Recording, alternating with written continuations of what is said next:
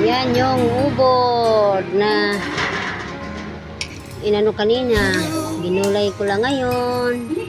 Ang sahog ay manok lang. Yan ang sahog namin. May nito, luto na to. Sayang naman kung hindi gulayin.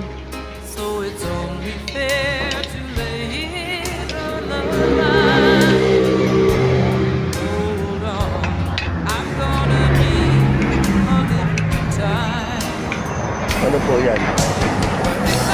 Lali. Ubod po ng niyog.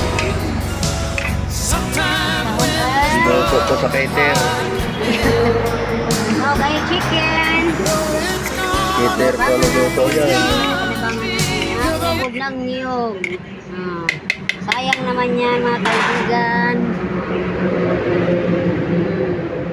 Maluto na yan siya. May alat kunti. Walang ano, kumintang duro.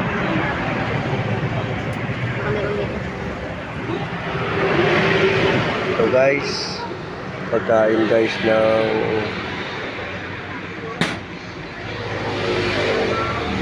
share nyo to guys. Ubod po ng niyog.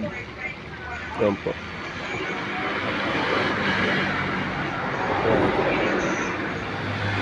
Share nyo, paki-like na lang guys.